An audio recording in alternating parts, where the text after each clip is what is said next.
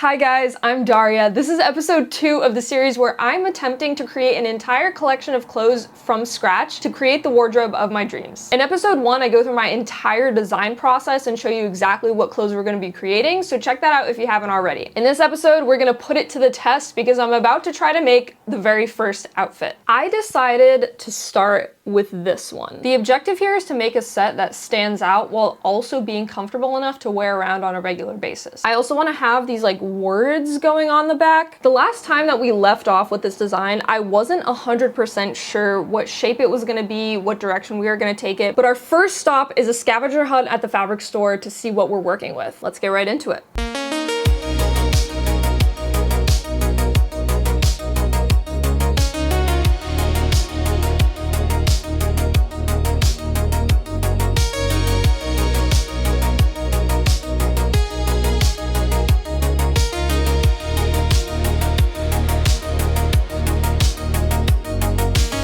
Currently 8:30. I'm doing a little bit of a 2-in-1 this morning and going on my walk and also going to the fabric store. It's a little bit chilly. We have low 50s going on, but honestly I think that's better because whenever it's cold, I walk a lot faster. Hopefully we'll be there and back in no time because I didn't eat breakfast yet. So I took my morning walk to Fabric Planet in Venice, California. I love this place, A, because it's close by and there aren't a whole lot of fabric stores in this area. I feel like every time I walk here, I just instantly feel at home. Fabric stores are just my happy place. I literally had a dream last night that I was in a fabric store. After a lot of browsing, I picked out my fabrics and had them cut. $25. I had a $40 discount because I won their Halloween contest, so good for me. So I'm feeling really good about that. I got 2 yards of each. Here's everything I ended up getting. First I got more of this really shiny foily stuff so that we can use it for our appliques. Kind of like this. It's the same material with the purple outfit. This gorgeous, very sparkly, very shiny. It's nice and light. Got like a good flow to it. In order to make this a little bit thicker and warmer, I have this terry, like this French terry, maybe half yard of this one. Probably don't even need that much. This one I got 2 yards in. So what I'm gonna do is totally trace this sweatshirt that I have. I like the way it fits. Same thing with this, and then sew them up together. As far as the pants, I didn't get the material that I planned on. I'm gonna see if I can make pants out of it because it's quite thin, but it definitely could work for like leggings. So I started by laying out my sweatshirt inside out so that I could see where the seams were to cut my pieces. It's really important to try to lay each piece as flat as possible. This is like a pretty standard cut, so the process wasn't too difficult. The carpet was also really handy here. The scissors cut very easily without the fabric getting too shifted. As you can see here, this is definitely not an exact process, but I had so much extra room with this shirt that I wasn't really too worried about cutting it wrong. The sleeves here are one piece of fabric folded up, so I did the same thing with my purple fabric and I lined them up along the fold to cut out, which then I could copy the shape of for the other sleeve. Pinning together the curved pieces around the sleeves was a little bit tricky because you're kind of fighting against the shape, but I ended up doing this different method here where I sort of pinched both ends up at the same time, and that lined up a lot better. The first step was to sew the shoulders and attach the sleeves, and then once I had that shape, I was able to sew along the sleeves and the sides of my shirt to piece it all together. We did have a little funky action here, but once I rethreaded the bobbin, everything looks good, and the rest was pretty much smooth sewing. I still didn't totally know what I wanted to do with this shirt, but I kind of just went for it anyway to see where it got me. Sewing can sometimes feel intimidating, like I have to get it perfectly right from the start, but if you're willing to go in and experiment, you'd really be surprised at how forgiving it can be. If you just leave a little extra room when you're cutting, you can really get away with a lot. Okay, are you guys ready to see? There's obviously some more work that needs to be done here, but that's pretty much all it takes. There's your shirt. So I'm a bit at a crossroads here. I was first thinking when I put it on, I don't need to line it because it's not that cold, like it's still got a nice weight to it, but now I am a little cold. The second thing is the length. I knew this was gonna be an issue. I don't think this is necessarily like the most interesting or flattering length or shape on me. Obviously, I wanted a lot of room in the back. I like the idea of cutting it here, like that, because you can still get a lot of back space to write stuff on. Or I might keep it long, but then tighten it like that, almost like a dolman top, I think it's called. These sleeves, I want them to be tight around the wrist and then baggy. Here, like in the design, I want to do a mock neck Still not sure about the pants. I actually am getting so excited right now that I'm going to draw out because I have a new idea for what this outfit is gonna be. If you're working with anything where the end product is a result of a lot of different stages, it kind of takes on a mind of its own at each stage. You have to let yourself experiment at each stage. You're trying to make the coolest looking drawing of clothes, but that has really nothing to do with actual physical clothes on your body. Then you go to the fabric store and it's no longer, okay, whatever I want, how do I make this drawing come to life? It's looking at the fabrics and then what are the best fabrics to use, because it's a physical thing. It comes with its own properties. It is its own kind of like art form. You have to put on a different hat and play textile artist. Once you start doing pattern making,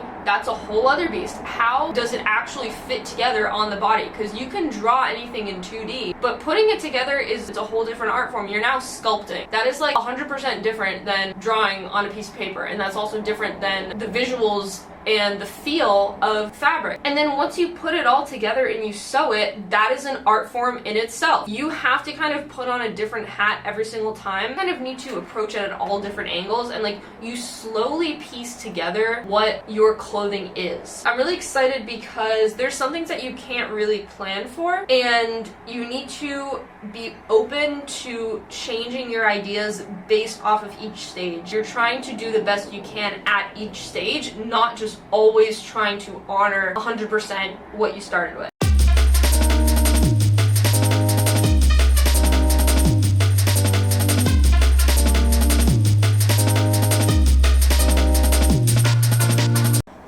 Come on. I mean, come on. This is exactly what I wanted to make, but like, I didn't have the vision yet, you know? You gotta try stuff on. Not only is the designing the clothes a different process from the fabric, is a different process from the pattern, is a different process from the sewing. How about the wearing? That's a whole other process. Who it's worn on, all the details of the shape of their body, how they style it, all the different colors of them. That's a whole other thing. Anyways, hopefully we can totally finish the top. That is my goal for today. I did have the goal of finishing the whole entire outfit today, but I don't know if that's gonna happen just because I'm not sure if I'll have time to go back to the store, but maybe we can do a quick run before they close today. We will see how that goes. So I'm gonna catch you guys after my walk. So I actually had to draw out the letters before I could cut them out in paper, before I could cut them out in fabric. And I pretty much eyeballed this while trying to keep some consistency for width and height. Printing out the letters would be a lot more exact, but I don't have a printer, and honestly, in a lot of ways, it's easier for me to just feel the letters out by hand since I can adjust them easily. I did sort of measure like one letter to estimate how big they should be so that they would fit on the shirt, but ultimately I kind of just went all in and drew the letters hoping that they would be the right size. The block letters were actually a little bit more difficult to design than I anticipated, especially the S here, but eventually we got to cutting them all out to lay them out as a guide. I really thought that I was going to be able to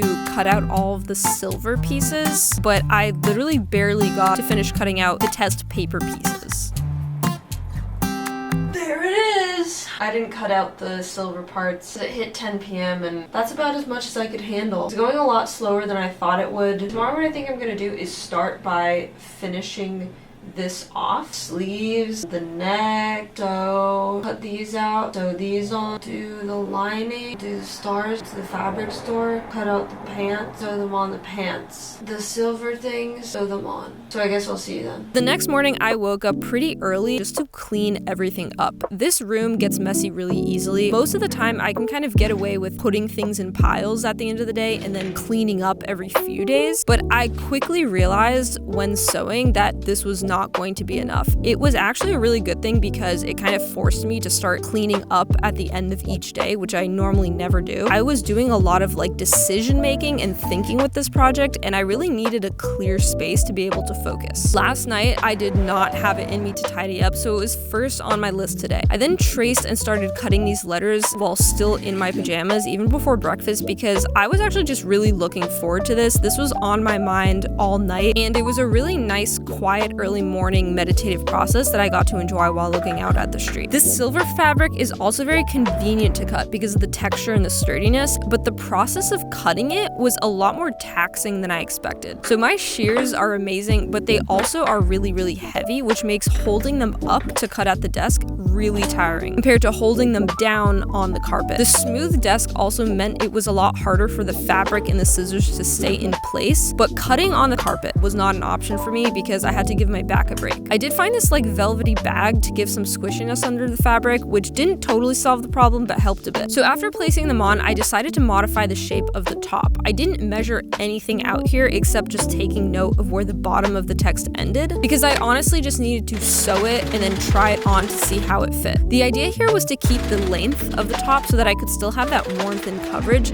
but to shape it like it was cropped. I was pretty happy with the shape of this. The letters are pinned on the back just to make sure that there's enough room in the spacing. The next step was ripping the seams that I had just sewn so that I could easily sew the letters on, or so I thought. I was feeling quite clever at this point, and I was so excited to start putting on the letters since I really thought I could get them all done that afternoon. But honestly, after the masking tape fiasco, did I really think I wasn't gonna run into any roadblocks? The first issue was that I only had one small pin keeping each letter in place. This was because the fabric showed pinholes really, really easily, so I couldn't secure them any more than that. Because I had already done something really similar to my sweatshirt, I thought this was going to be really easy, and I didn't even bother with a test scrap, and this time I opted for a straight stitch instead of a zigzag stitch. And I did about one line, and immediately something fell off. So when I took it off to check, my suspicions were correct. It was completely lumpy, stretched, bunched, and the worst part was that the letter was shifted. This was a really big problem. I needed the letters specifically to be really perfectly placed out because if they weren't, then you wouldn't be able to read it. One thing I never factor in is the sheer amount of just sitting and thinking because I literally had to come up with a solution. I had no idea what I was going to do here. I was wondering if I would even be able to complete this project, which is funny because it's literally the first outfit. After some tedious seam ripping that really was just the salt in the wound, I elected to just try everything that I could think of. So the first step was to test on a small piece of fabric. A problem I quickly diagnosed was that the delicate knit fabric was getting caught on the pointy parts under the foot, which I learned during this process are called feed dogs. They are designed to grip and push the fabrics as you sew, but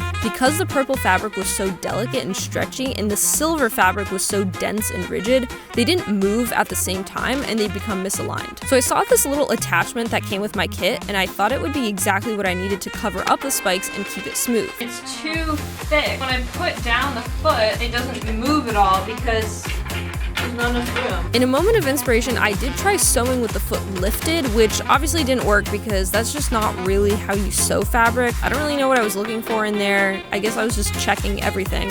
Now, at the time, I figured this was just like an annoying hiccup with the machine, which happens every once in a while. And usually, if I just rethread the bobbin, it's perfectly fine. But I checked it and it was totally normal. So I rethreaded the needle and then proceeded to just closely study the machine in hopes of finding some solution. I took a closer look at the different pieces that my sewing machine came with and I tried to do a bit of research, but I didn't really find any answers. And then I decided to try this again for some reason, even though it didn't work at all like 10 minutes ago when I tried it for the first time. After some unsuccessful research, I decided that the plate had to stay on because my main problem was like the grippy dog feet. So now my problem to solve was ensuring there was enough room underneath the foot for the fabric to flow. If I kept the foot raised, then I could control how much room was under it while keeping a smooth bottom surface. So my solution to this was a square of thick cardboard with a hole for the needle to pierce through. And yeah, I basically realized that this wouldn't work. The point of having it down is so it stays in place. So this was basically exactly the same as sewing with the foot lifted. If it's thick enough that it's snug,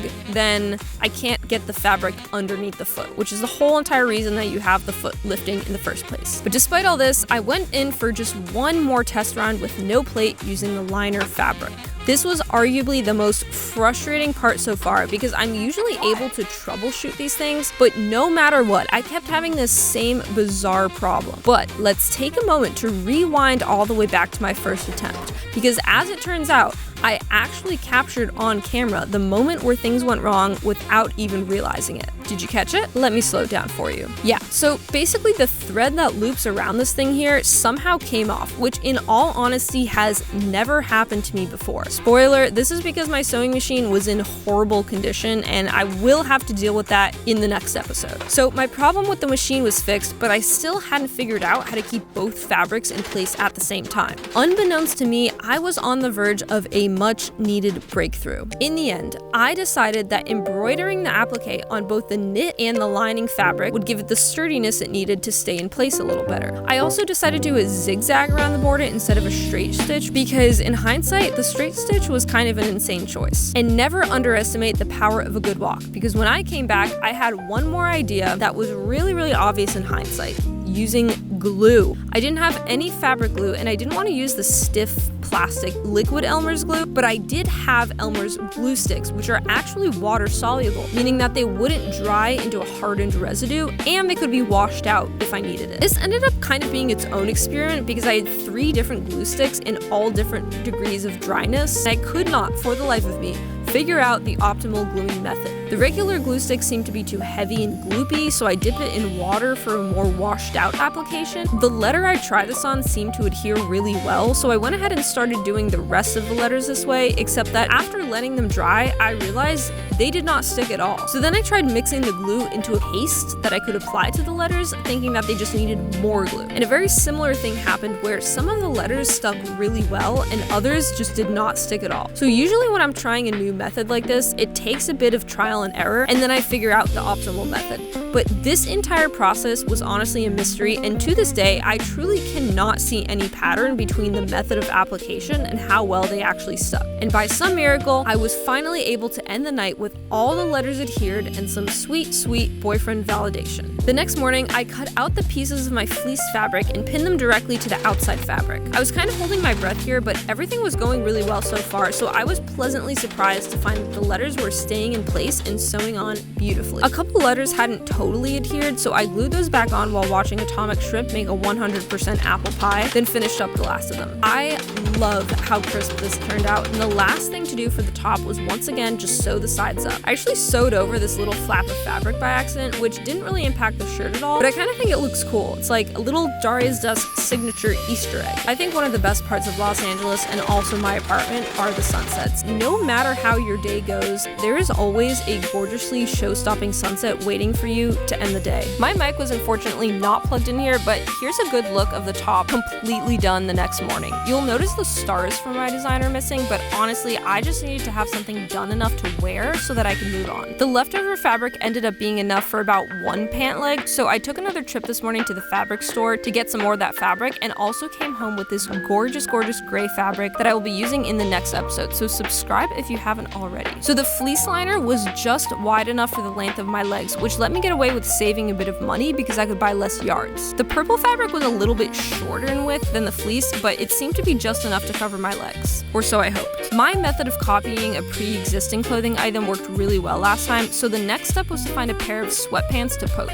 I had several options here, and unfortunately none of them were really perfect. I decided to go with these because they were the most comfortable, and I would widen the legs to better suit the style I was after. And the most satisfying part of all was seeing how little was left over of my fabric after cutting all the pieces out, which meant I guesstimated the perfect amount and spent as little money as I could. The purple fabric did fall a little short here, but I knew it was at least long enough to cover my legs, plus I had made the liner extra long just in case. And after pinning the final sides, I realized I had forgotten to add pockets, and I almost skipped this step because I was just anxious to be done until I thought back to every time I wore sweatpants without pockets and vowed to never contribute to this horrible crisis. I found this really simple pocket tutorial, pinned everything down, and then realized what I did made no sense and was completely wrong, so I fixed the pockets and then sewed on the top band of the pants. The next morning, the only thing left to do was even out the bottoms and finish them off. While I do love a wide, flowy leg, they can get a bit inconvenient, so I cut strips of fabric to act as a light elastic plastic that would gently cinch the bottom. In order to cinch it in, I needed the diameter of the strip to be smaller than the diameter of the pant leg and to keep track of each part while sewing. The first go round, I did not stretch the strip enough, so I reached the end of it before I reached the end of the pant leg, meaning it was time for more seam ripping, which was exceptionally difficult in this area. But this was the final test before I was able to finally be done. Second time, I took special attention to stretch the shorter strip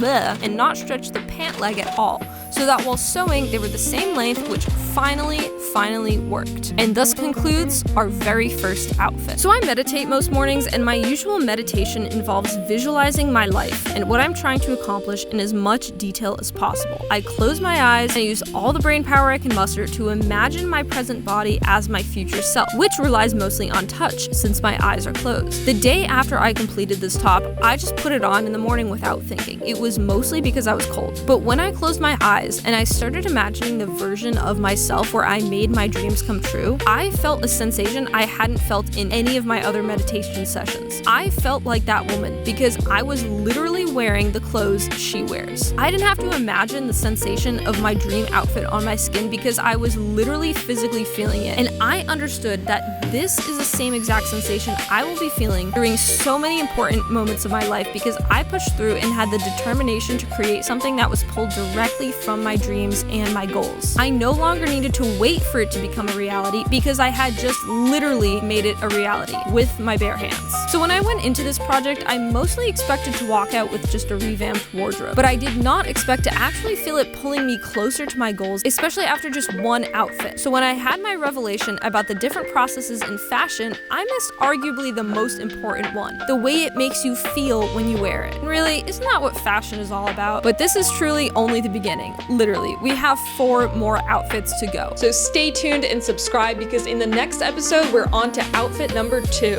Plus, we'll visit our old friend the butt, and if I thought the challenges faced here were tough, oh my god. What? Well, you'll see. Buckle up. It's gonna be a bumpy ride.